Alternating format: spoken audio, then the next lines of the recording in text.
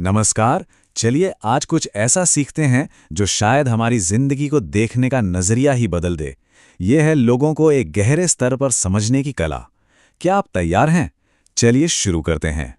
क्या कभी ऐसा लगा है कि लोग एक पहेली की तरह हैं? आप कुछ सोचते हैं, वो कुछ और ही कर देते हैं। किसी के बर्ताव को समझना कभी-कभी बहुत मुश्किल हो जाता है और फ्रस्ट्रेटिंग भी, है ना? लेकिन यहाँ एक बहुत बड़ा राज है। असल में इंसानी व्यवहार रैंडम नहीं होता। हर इंसान एक खास पैटर्न, एक ढर्रे पे चलता है और ये पैटर्न बनता है उसके पुराने अनुभवों, उसकी ज़रूरतों और उसकी अंदरूनी साइकोलॉजी से।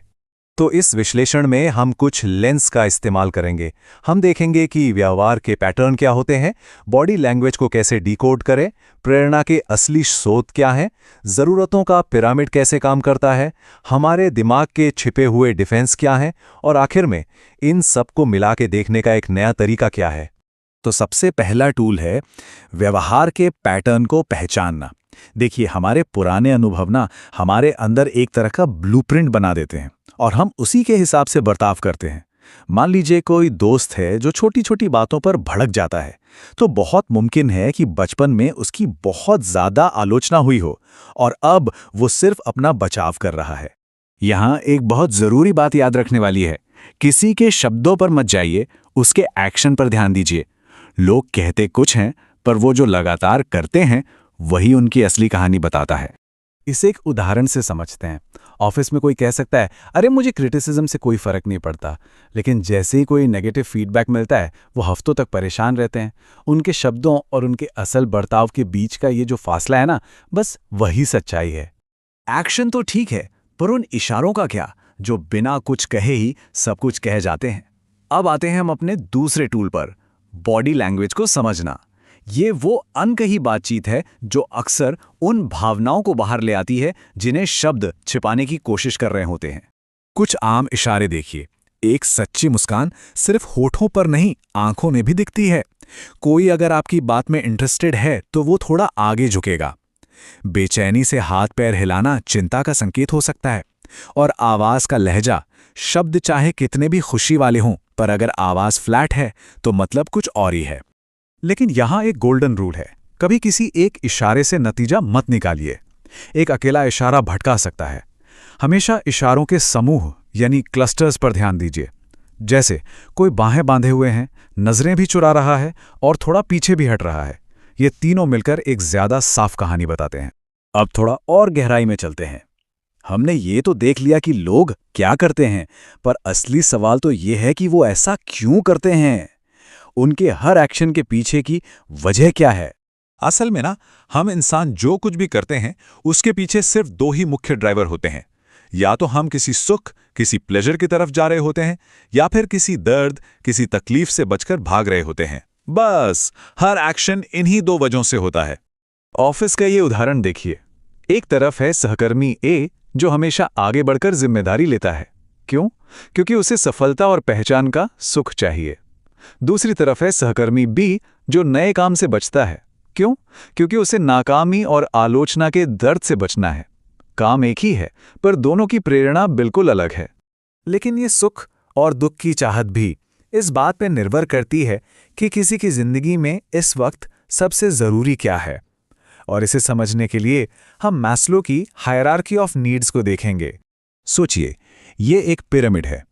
सबसे नीचे एकदम बुनियाद में है हमारी शारीरिक ज़रूरतें, खाना, पानी, घर। जब ये पूरी होती है तब हम एक लेवल ऊपर अपनी सुरक्षा के बारे में सोचते हैं। फिर सामाजिक ज़रूरतें आती हैं, दोस्त, प्यार।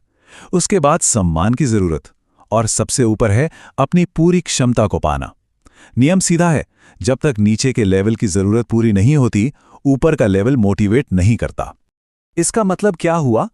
सीधा सा मतलब है कि जो इंसान घर के किराए को लेके परेशान है, उसे आप जीवन के उद्देश्य पर लेक्चर नहीं दे सकते। उसकी पहली प्राथमिकता अपनी सुरक्षा की जरूरत पूरी करना है, ना कि कुछ और अब आते हैं सबसे दिलचस्प हिस्से पर, हमारे आखिरी टूल पर। ये हैं हमारे मन के सीक्रेट बॉडीगार्ड्स, जिन्हें हम ईगो डिफेंस मैकेनिज्म कहते हैं। ये वो दिमागी चालें हैं जो हमारा मन अनजाने में खुद को इमोशनल चोट से बचाने के लिए इस्तेमाल करता है।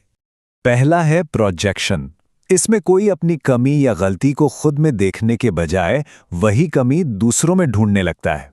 जैसे कोई कहे, मैं तो गुस्से में नहीं हूं, तुम ही हमेशा चिड़चिड़े रहते हो, जबकि असल में गुस्सा उन्हें ही आ रहा होता है। दूसरा है डिनायल यानी इनकार। इसमें इंसान एक ऐसी सच्चाई को मानने से ही मना कर देता है जो बहुत तकलीफदेह हो। जैसे कोई जो बहुत ज्यादा कर्ज में हो, वो कहेगा, अरे नहीं, मेरे फाइनेंस तो एकदम कंट्रोल में है। फिर आता है रैशनलाइजेशन, मतलब अपने गलत काम को सही ठहराने के लिए झूठे लेकिन अच्छे लगने वाले बहाने बनाना। जैसे, मैं एग्जाम में फेल हो गया, पर वो टेस्ट ही था बकवास। और आखिरी में है डिस्प्लेसमेंट। इसमें कोई अपना गुस्सा असली जगह पर निकालने के बजाय किसी आसान टारगेट पर निकाल देता है। जैसे ऑफिस में बॉस से डांट खाकर घर पर परिवार वालों पर चिल्लाना। तो अब हमारे पास ये सारे लेंस, ये सारे टूल्स हैं, पर असली समझ तब आती है जब हम इन सब को एक साथ जोड़कर देखते हैं। चलिए देखते हैं कैसे। देखिए, किसी इंसान को सही मायने में तब समझा जा सकता है जब हम ये कनेक्शन देख पाएं कि कैसे उसकी कोई अधूरी जरूरत पिरामिड से उसके दिमाग के डिफेंस मैकेनिज्म को चालू कर देती है, और ये सब उसके व्यवहार और बॉडी लैंग्वेज में साफ साफ झलकने लगता है। तो चलिए आज की सारी बातों को फटाफट समेट लेते हैं। हमेशा एक जैसे पैटर्न देखिए, ना कि एक आध घटना। शब्दों से ज्यादा कर्मों पर भरोसा कीजिए। पहचानिए कि कोई सुख की तरफ जा रहा है या दर्द से भाग रहा है। उसकी इस वक्त की जरूरत क्या है, उसे समझिए और उसके दिमाग के छिपे हुए रक्षा तंत्र को पहचानना सीखिए। तो हम इसे एक सवाल के साथ समाप्त करते हैं। इस नए नजरिए से देखने पर हमारे आसपास के लोग असल में कौन सी अनकही कहानी कह रहे हैं, इस पर विचार जरूर कीजिएगा। हमारे साथ जुड़ने के लिए बहुत बहुत शुक्रिया।